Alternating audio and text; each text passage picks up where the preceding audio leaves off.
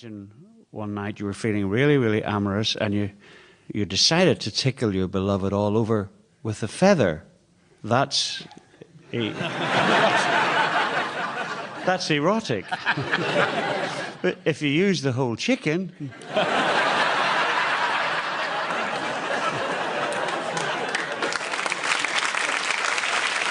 And finally, Barry, you don't do jokes, really, do you? No. I heard this the other day, Simon. A car runs into another car, rams into the car in front, and the driver in the front car gets out. He's furious, and he's a very small guy. And he stormed up to the car behind and said, "I am not happy." And the other driver said, "Well, which one are you?" A fine selection of jokes to start the programme. The opening formalities are out of the way. We're on to round one. Let battle commence. This round is called Generation Y. We're all proud of our own generation's achievements. That's the theory. But what about the skeletons in the closet? Each team has to discuss what they believe is the very worst of their own age group. So age before beauty, that'll be Roy and Barry. What do you, as the old guard, Roy and Barry, think is letting your generation down? Homophobia. No, I don't like it in my generation. I hate it. I agree with Barry. I'm not homophobic at all. I actually like The Simpsons. Something Ev, as we call him, Kenny Everett, said to me years ago, and even then I was already married over 30 years with 4 children, and he always called me Bar. And he said to me one day, he said, "Ooh, Bar." He said, "You married over 30 years with 4 children. What a smokescreen." I did a gig earlier this year, and a guy from Coventry called Les, I'd never met before, and he looked round the room and said, "No puffs in here." I couldn't believe what he just said. And I looked him straight in the eyes and said, "Why do you hate us?"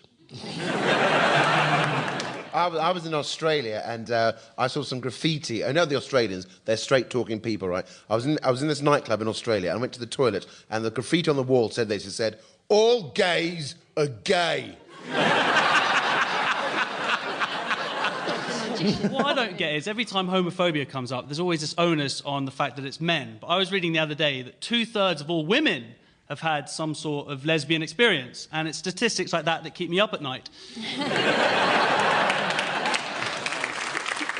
So let's try Lucy and Stephen. What do you consider the worst characteristic of your contemporaries, please? Okay, well, we were chatting about the fact that because we're in our 30s and we have a lot of friends who are having children, and then they get a little bit kind of... It just changes them, and not always in a good way. There's that kind of thing where you get your friends, like, if there's a bad news story, they go, "Oh, my God, as a mother, that just really affects me." And you're just like,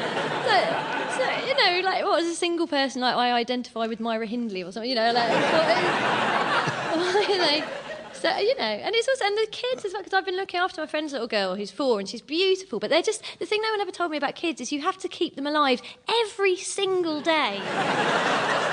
I know, I'm totally with you there, Lucy. Our generation, as you've pointed out, are having kids. And I'm not a big fan of kids at all, because I'm from the old school. I remember the days when you could hit kids, right? Even kids that weren't your own, yeah? And the young people today, they've got a new confidence that we never, ever had, right? I've got a nephew and a niece. I go to my sister's house. One of them's cute. The other one is ugly. Just... no, come on. So, there are some kids that are just... it grabs onto my leg. I'm like, get off. Get off. And I go there and they're like, "Oh, Uncle Steve, what you got for me? What you got for me?" Slapping my pockets. I'm going, just get away from me. Bit of respect. Say hello, right? I couldn't do that when I was their age, going to my dad, Dad, what have you got for me? He'd have reached in his pocket and gone, "Well, in this pocket, I've got..." and punched me in the face. Do you know what I mean? Let's hear from our up-and-comers then. They are John and Josh. Let us give us your opinion. What is letting your generation down? Well, it's generally perceived to be hoodies, isn't it? That's what everyone talks about, that we young people just go around wearing hoodies and doing crimes. There were hoodies in every generation, but, in Barry and Roy's generation, they were just called monks. It was a different time back then. Anyone got a word on hoodies? Anyone want to join in on I that? absolutely agree with you. I think that it is a terrible thing that kids are maligned for just having hoods up. And because I have to say, as a person of the older generation, I did get on a bus and there were two boys in hoods. And I kind of thought, oh, they look a bit scary. And they were talking in, Jafaican, that all the kids talk in now, right? But they were little white boys. To keep listening to this audiobook for free, click the link in the description. It will take you to a free Audible trial where you can listen to this and many other books for free for 30 days.